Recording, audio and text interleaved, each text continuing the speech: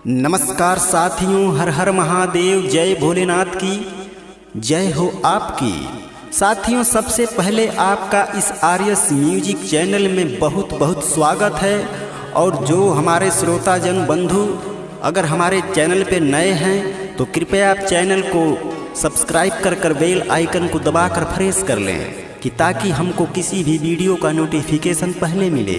तो साथियों, हम चर्चा करेंगे, संवाद करेंगे भार शिव नागवंशी भर राजा शिवदेव राजभर जी की पराक्रम गाथा को। तो साथियों, चलते हैं संवाद पे। भार शिव नागवंशी भर राजा शिवदेव 14वीं सदी। अवध प्रांत के नए जिले अंबेडकर नगर में इनकी संख्या बहुत है। अंबेडकर नगर जिले में भर क्षत्रियों की संख्या भी बहुत अधिक है।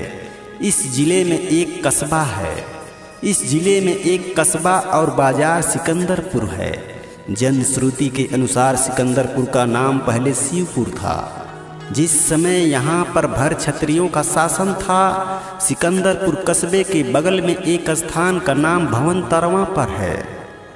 हमारे एक मित्र बताते हैं कि इस स्थान का शुद्ध नाम यहाँ की जो रानी थी तारा का भवन, जो अप्रभंश होकर भवनतरवा हो गया है। सिकंदरपुर कस्बे और बाजार से लगभग 3 किलोमीटर दूर पूर्व उत्तर दिशा में टोंस नदी के किनारे एक स्थान है जहाँ पर भर क्षत्रियों की कोट थी। कोट की वजह से उस स्थान का नाम गढ़ा है। आमतौर पर बोलचाल की भाषा में किला कोट को गढ़ भी कहा जाता है। दयाशंकर भार शिव भर क्षत्रिय के किले की वजह से ही इस स्थान का नाम गढ़ा पड़ा, जो आज भी एक टीले के रूप में बहुत दूर तक फैला हुआ है। यहाँ की रानी गढ़ा किले से सुरंग के रास्ते स्नान के लिए जाती थी। किले से सुरंग का रास्ता सगरा नामक स्थान पर खत्म होता था। उसके बाद सगरा से ऊपरी पैदल पथ के रास्ते दूध ओढ़िया तालाब पर पहुँचती थी, जहाँ तालाब में रानी एवं अन्य राजघराने की स्त्रियां स्नान करती थी। कहते हैं कि यह दूध का तालाब था, जिसके कारण इसका नाम दुधोरिया पड़ा, जो इसके नाम से प्रतीत हो रहा है। रानी के इस तालाब में स्नान करने के बाद तालाब से थोड़ी सी दूर पूरब दिशा में एक शिवाला था, जिसमें पूजा अर्चना करती थी और फिर इन्हीं रास्तों और सुरंग से होते हुए किले को प्रस्थान करती थी। सर्वप्रथम यहाँ पर लगभग 1370 ईस्वी के आसपास के एक सूफी फकीर सैयद शाह सिकंदर का आगमन हुआ, जो आल वस्ती सऊदी अरब से चलकर यहाँ आए।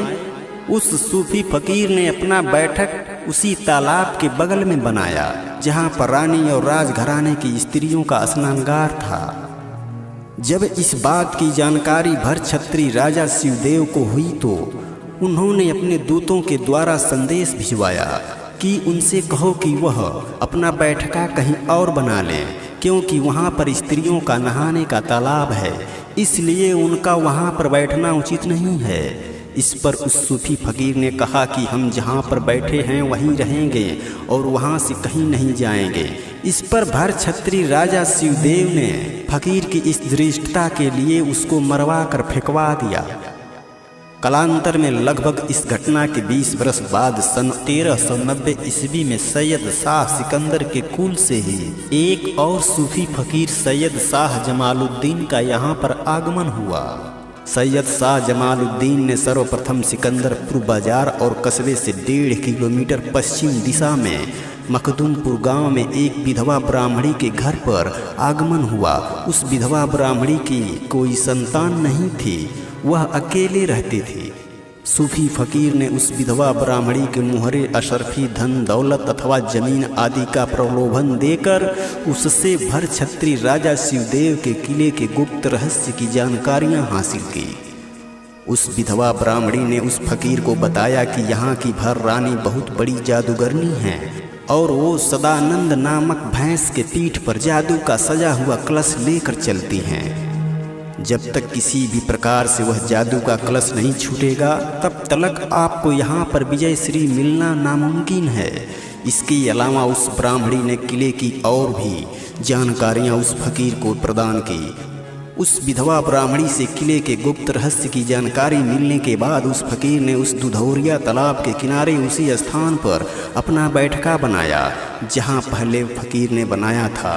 भर राजा शिवदेव के द्वारा उसके लिए भी वहाँ पर फरमान जारी हुआ, जो पिछले सूफी फकीर के लिए जारी हुआ था।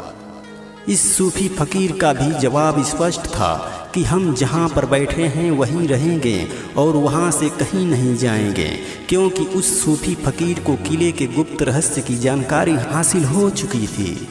बताते हैं कि सगरा ताल और दुधोरिया तालाब के बीच जमीनी पैदल पथ रास्ते पर गुलेल के द्वारा जादू के कलश को फोड़ा गया।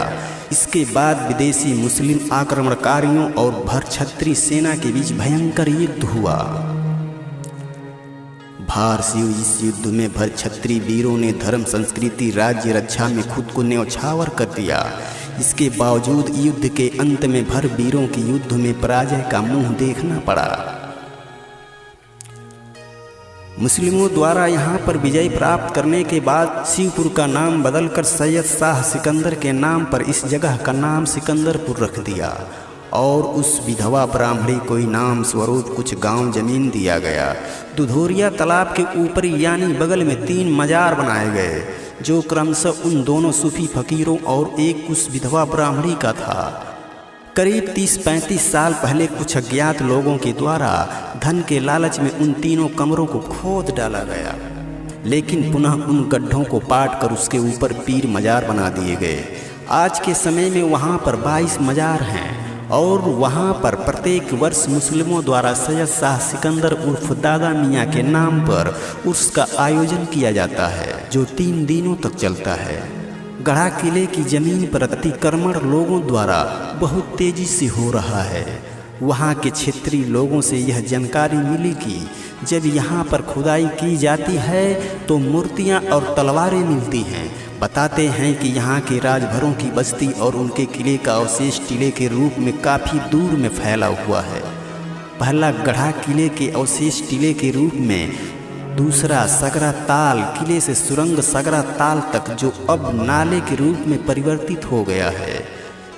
सुरंग किले से जैनापुर होते हुए सगरा तक। चौथा दुधोरिया तालाब अभी भी 5-6 बीघे में फैला हुआ मौजूद है। 5वां शिवालय खंडहर अवस्था में अभी भी मौजूद हैं, जो हमारे भारत के मीडिया की परछाई तक नहीं पड़ती है। सोचिए साथियों, हमको कितना दबाया गया है। साथियों, राजभर वंश का इतिहास बहुत महान, महत्वपूर्ण और गौरवशाली है। साथियों, आप जानें, स्वयं जानें और पहचानें अपने आप को।